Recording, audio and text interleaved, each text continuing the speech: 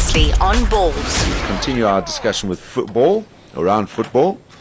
And there he is. Nice to chat to him for, is it the first time this year? No, we spoke to him when you were Oh, away. when I was away. Well, Yes. it's the first time I've had a chance to have a chat to Gary Mabbutt in 2013. So I wish you all the best for this year, Gary. Thank you very much. And how was your break? Yeah, my break was interesting, but all good. All's well that ends well, as they say. And yeah, finished with a nice little bit of news that we're expecting our second. So yes, Congratulations. thanks very much, Gary. Simon. The last time we spoke to Gary, he picked up his computer and he showed us around the garden. Yes, And it was covered in snow. Really? Yeah. Eh? Can you show us quickly, Gary? Well, the stuff's still there. It's definitely No, not the melted. snow, but I just want to see your garden. It looked like something out of the... He's relaxed in All his the chair. snow is now gone. We're now back to... It's still freezing cold, but it's all back to the nice greenery again. So I'll happily show you the green. Yeah, look at these Yeah. rolling One lawns. second. Yeah, it's beautiful. So, get past here. There's a nice picture from when the Prince Charles has signed it for me. There we Wow. go. And there is the garden. Yeah.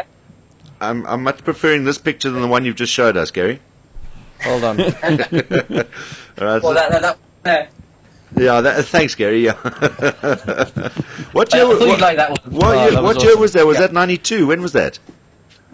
That was 1991. 191. You beat Arsenal in the semi, didn't you? We did. Remember 3-1. that double header? I did that on Supersport. I do.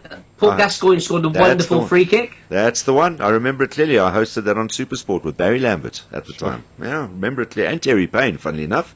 And Terry was over there. You don't Gee. look that old. I see Terry's picked up some nice honours at, what's he now, chairman or something on the board at Southampton? Yeah, I think he's the president there or something. I think they made him a... Yes, and rightly so. Terry had a wonderful career down at the Saints. Yeah, awesome stuff. And what was I going to ask you? There's something about Spurs as well. Oh, it'll come back to me. All right, anyway. Interesting times happening in football, and we just had a chat to Bruce Grobbelaar, actually, who's over in Canada at the moment, and he's getting football going in Canada.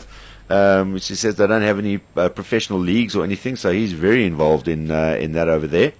Getting football going up north of America. That's interesting.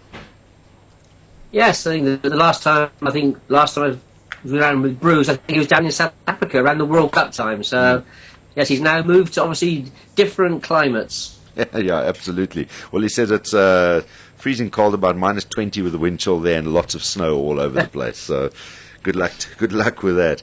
Yeah, let's. First of all, the big news this week is obviously the news coming out about all the investigations into match fixing. Obviously, we've heard rumblings about South Africa already, but now they're going to be looking at worldwide, including Europe, and including Champions League games in English leagues and stuff like that. It sounds pretty serious. Yes, I mean, I think it's rightly so. They're doing all these investigations. The trouble is that obviously I believe there's been a leak because there's no actual information yet. There's all saying a lot of rumour and speculation about which games, where those games were played, but no actual direct information. So at the moment, as I say, the papers have been full of it. It's going to come out at some stage, but at the moment, nothing has been released as far as exactly which games and where.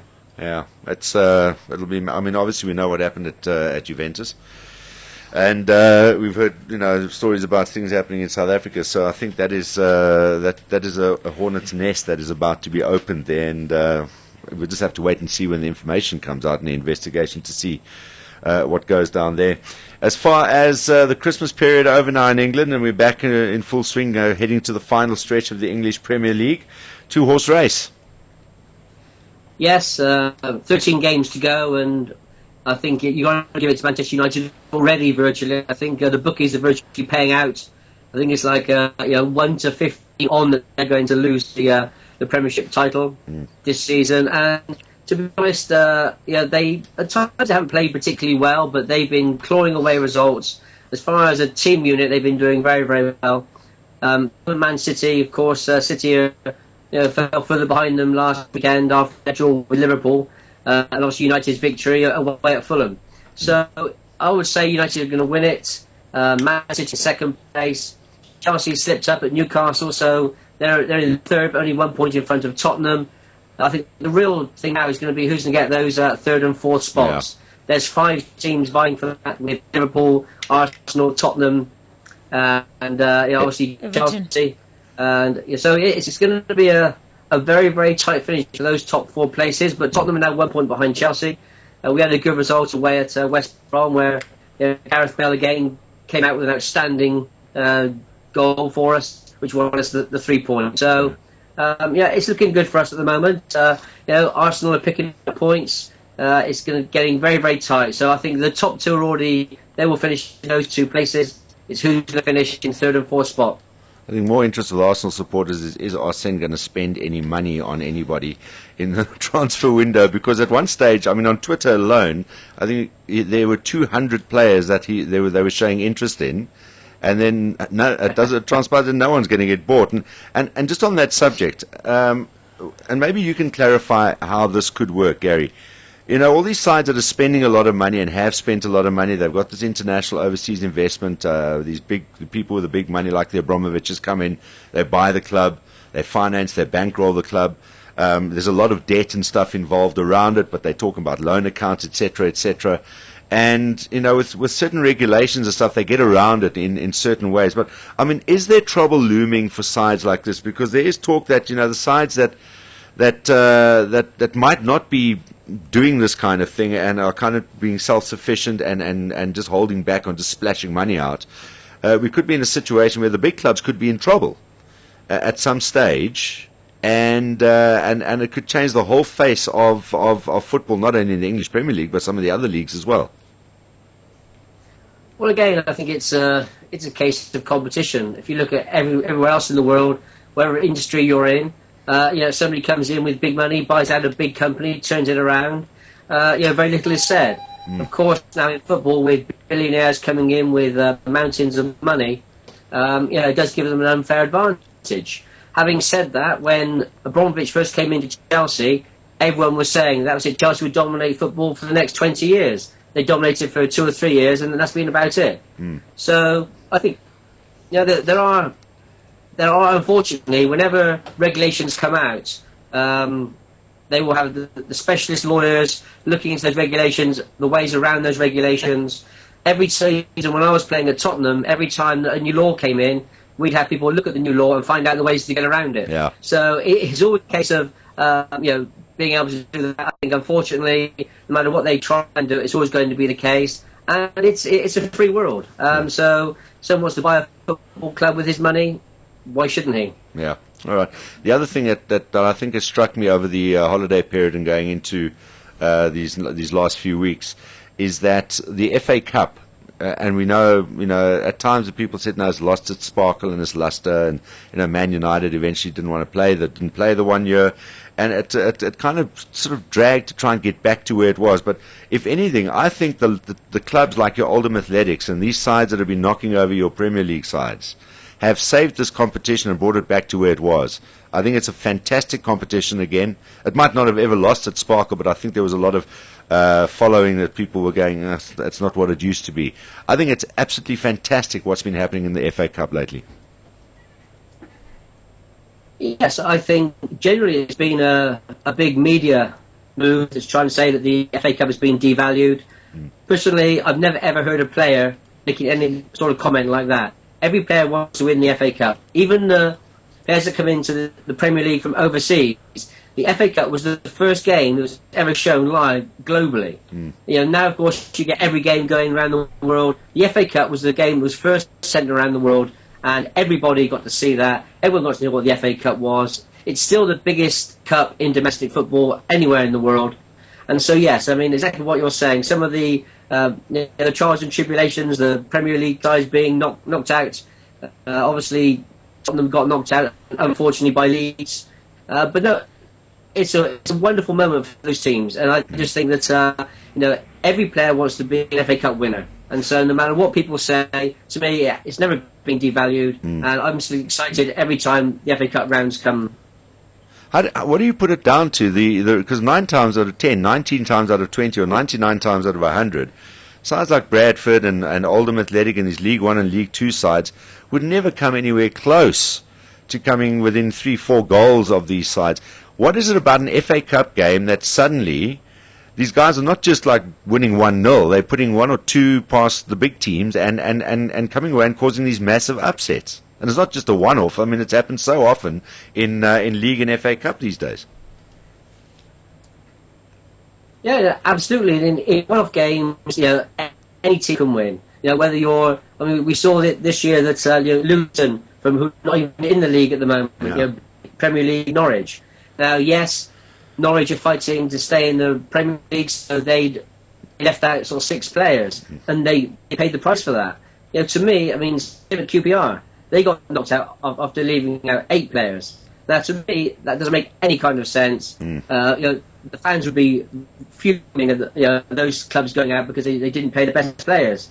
Tottenham, we generally, ABB at Tottenham wants to win every competition. I mean, I was at the training ground with ABB for lunch before the game against Leeds. There was a high expectation, and it was very, very frustrating when we lost.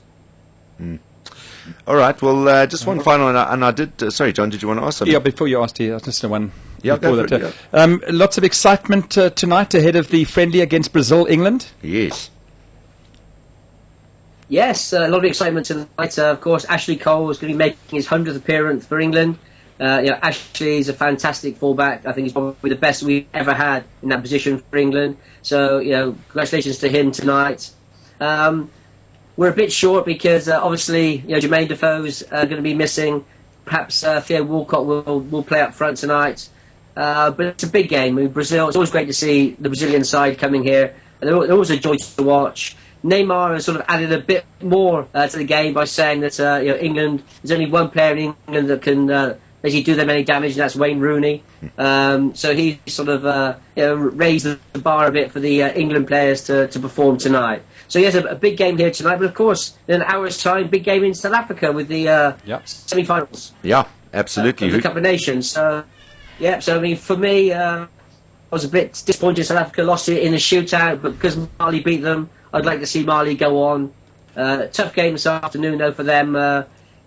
Nigeria, Stephen Keshi, who was a manager of Mali a couple of years ago, he'll have a big point to prove today. So I think it'll probably be I'd love to see a Mali-Ghana final. Ghana haven't yet performed to their full potential, so I think that could be a good final. Just a couple of ones. We were talking about this yesterday, and we were chatting to Gordon a bit later on as well. But and we've seen this happen in African Cup of Nations before.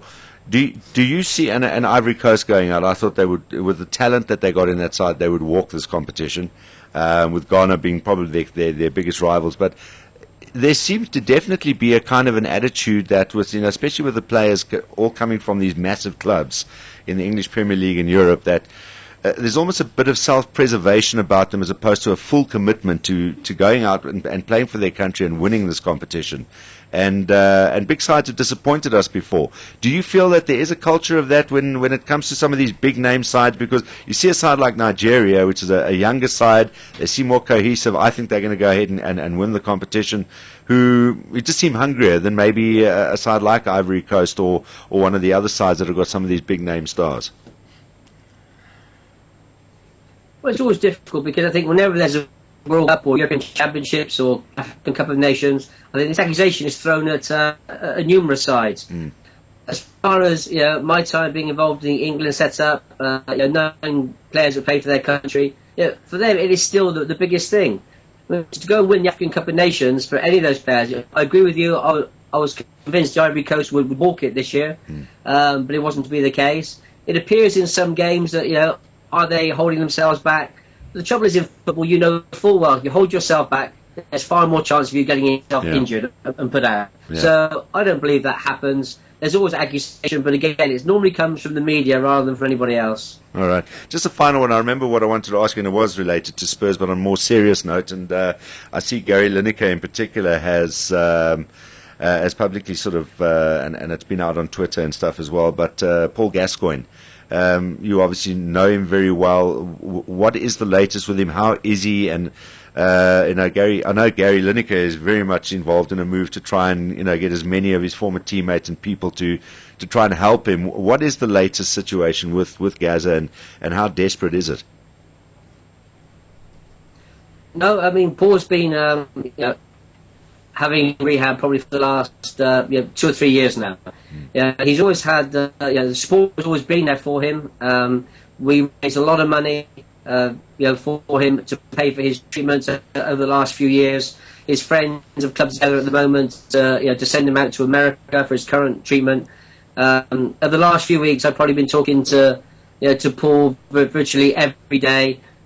He's had after 10 months of going really well, he's had a relapse. One thing's for certain, Paul's not a celebrity drunk. Paul's got numerous illnesses that have to be addressed, and it's a very difficult process. Unfortunately, with these sort of addictions that he has, you'll go through a very good period, and then unfortunately he's had a relapse, I mentioned earlier, which has been going on probably for the last few weeks. I spoke to him on Sunday, and he was desperate to get himself better. He really wants to be normal again, but he's finding it very, very difficult to get through the rehab. So, as I say, what's happened is that on Monday morning, he finally, because you can't do anything until somebody who's got those illnesses actually says, I want help. Paul has been turning down help recently, not wanting to go away to rehab or to detox. But finally on Monday morning, he called in and said, yes, I want some help. So that sort of set the blue touch paper, and within 3 or 4 hours he was on a plane out to Phoenix in America, where he's been booked into a clinic for treatment. So the footballing world is behind him. Everyone wants him to come through it. Everyone wishes him well. But to say he's got a lot of things to overcome, but knowing what character he is, hopefully, fingers crossed, he'll come through. Absolutely. Well, we certainly do hope so, and it's actually great news to hear that friends and former teammates and people like yourself are rallying around and helping him to get back on his feet. So I know he's always had a lot of fans in South Africa, and I'm sure they all wish him everything of the best as well in his rehab and recovery. Thank you very much, and obviously while I'm on, just to all my friends and family in South Africa, I want to say hi, and also to all the growing number of Spurs fans in South Africa. So, let's say that. There we go. I thought I'd just get that in quickly. Always. I spoke to Dave last night. He sends his regards to you as well. Dave and Esme. Cheers. Thanks a lot, Gary. Always lovely chatting to you. We'll catch up again soon. Cheers, man. Bye-bye. There we go. Gary Mabbutt joining us on Skype from London, having a chat to us about things football over there, and also African Cup of Nations and the like. So well, it's good news about Paul Gascoigne, at least, because a desperate situation, and just had another relapse again. This is Bulls Visual Radio. Darren, Simon, Kate and John. Weekdays from 3 p.m. to 6 p.m. Central African Time. Bulls.co.za